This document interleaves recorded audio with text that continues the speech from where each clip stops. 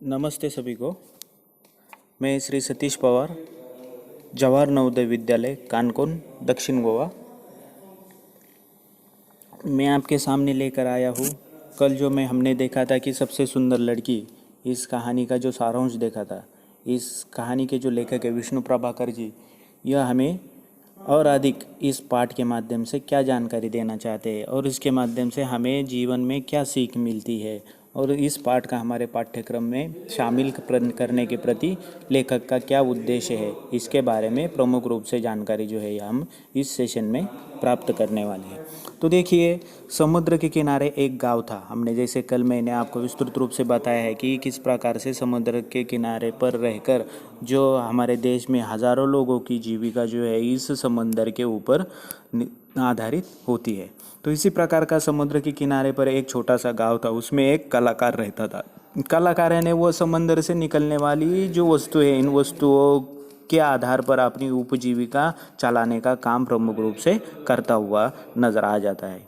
वह दिन भर समुद्र की लहरों से खेलता रहता है, जाल डालता और सिंपियाँ बटोरता है ना। समुद्र के माध्यम से जो रंग बिरंगी कौड़ियाँ, नाना रूप के सुंदर सुंदर शंख, चित्र विचित्र पत्थर, न जाने क्या क्या समुद्र जाल में भर देता। हम कह सकते हैं कि अनेक प्रकार के जो साधन है ना, अनेक प्रकार की जो वस्तुएं हैं, इस समंदर के पानी के माध्यम से जो है यह कलाकार बटोरता रहता है। जिसमें हम कह सकते हैं कि सिंपियाँ होती है, रंग बिरंगी कौड़ियाँ होती है, नाना रूप के सुंदर सुंदर शंख होते हैं, चित्र विचित्र पत्थर है ना, अलग अलग रंग के जो पत्थर होते हैं वो पत्थर, न जाने क्या क्या वह समुद्र के माध्यम से बटोरता रहता है। उनसे वह तरह तरह के खिलौने करता और इन सारी चीज़ों को वह एकत्रित करके क्या उससे क्या बनाता था, तो अलग अलग प्रकार के खिलौने वह बनाता था और तरह तरह की मालाएं वह उसके माध्यम से तैयार करता था और पास के बड़े नगर में जाकर उसे बेच देता था। उसका तो हम कह सकते हैं कि इस पैराग्राफ के माध्यम से हम कह सकते हैं कि एक छोटे से गांव में रहने वाला एक आदमी जो एक कलाकार है, जो समंदर के पानी से मिलने वाली अलग अलग वस्तुएं के माध्यम से अलग अलग प्रकार के खिलौने और मालाएं तैयार कर कर पास में जो एक बड़ा शहर है, इस शहर में जाकर उसे बेच देता था और उससे काफ़ी अच्छी आमदनी हासिल करके अपनी उपजीविका चलाने का वह काम किया करता था। उसका एक बेटा भी था जिसका नाम था हर्ष। उसका जो एक बेटा था और उसका नाम था हर्ष।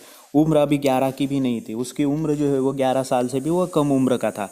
पर समुद्र की लहरों में ऐसे घुस जाता जैसे तालाब में बत्तख, लेकिन वह समंदर की लहरों में इस प्रकार से घुस जाता है जिस प्रकार से हम देख सकते हैं कि किसी तालाब के ऊपर कोई बत्तख जो होता है वो पानी में कितनी आसानी से तैरता हुआ नजर आ जाता है। ठीक उसी प्रकार से यह जो कलाकार का बेटा है जिसका नाम हर्ष, वह भी इस पानी की समंदर के पानी की लहरों में बिल्कुल ही आसानी के साथ तैरता हुआ नजर आ जाता है।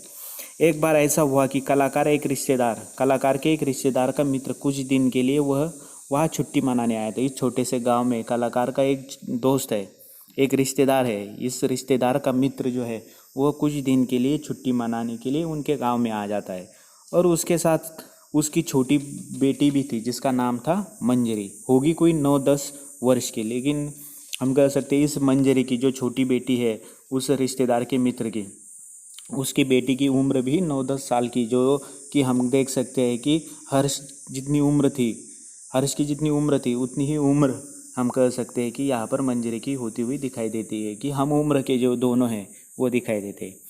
कि पर थी बहुत सुंदर, बिल्कुल गुड़िया जैसी। यह जो मंजरी थी बहुत ही सुंदर और गुड़िया जैसी दिखने वाली मालूम होती है। हर्ष बड़े गर्व के साथ उसका हाथ पकड़कर उसे लहरों के पास ले जाता और हर्ष जो है बड़े ही गर्व के साथ उसका हाथ पकड़कर है ना कुछ नई चीज़ दिखाने के उद्देश्य से वह लहरों के समंदर के किनारे ले जाकर उसे लहरें दिखाता रहता था। एक दिन मंजरी चिल्लाकर उससे पूछा, है ना, मंजरी ने चिल्लाकर डर के मारे उससे एक सवाल पूछा, तुम्हें डर नहीं लगता कि इस इतनी बड़ी बड़ी समंदर की लहरें जो उठ रही है, इस समंदर की लहरों से तुम्हें डर नहीं लगता है क्या? हर्ष ने जवाब के रूप में कहा, डर क्यों लगेगा, लहरें तो हमारे साथ खेलने आती है, मुझे डर क्यों लगेगा। तो वो छोटा बच्चा है, वो लहरों के बारे में उसके मन में इस प्रकार की भावना उपस्थित है कि वह कहता है कि लहरें तो जो है वह हमारे साथ खेलने के लिए आती, तो भले हमें उनसे डर कैसा। और तभी एक बहुत बड़ी लहर दौड़ती हुई हर्ष की ओर आई, जैसे उसे निगल जाएगी। और बड़ी समंदर के पानी से बड़ी तेज और बड़ी लहर जो है वह हर्ष की तरफ आई और जैसे उसे निगल जाएगी। मंजरी चीख उठी, पर हर्ष तो उछल कर लहर पर सवार हो गया और किनारे पर आ गया। और हर्ष के पीछे से जब लहर आती है तब मंजरी भी चीख उठती है कि अब यह इतनी बड़ी लहर के पानी में इसे समंदर में डूबो। हर्ष जो है वह समंदर के पानी में डूब जाएगा, लेकिन हर्ष जो है उछल कर, है ना, लहर के ऊपर सवार हो गया और बड़ी आसानी के साथ किनारे पर पहुंच गया। मंजरी डरती थी, पर मन ही मन यह भी चाहती थी कि वह समंदर की लहरों पर तैर सके। और मंजरी जो थी वह इन लहरों से, समंदर की उठने वाली बड़ी बड़ी लहरों से, उसके मन में थोड़ी बहुत तो उसका डर था, पर मन ही मन में यह भी सोचती रहती थी कि वह भी समंदर की लहरों के ऊपर तैर सके। और मन में उसके यह भी इच्छा थी कि मैं भी इस हर्ष की तरह समंदर के लहरों के ऊपर या समंदर के पानी में तैर सकूं। उसे यह तब और भी ज़रूरी लगता था जब वह वहाँ की दूसरी लड़कियों को ऐसा करते देखती, विशेषकर कनक को, जो हर्ष के हाथ में हाथ डालकर तूफानी लहरों पर दूर निकल जाती।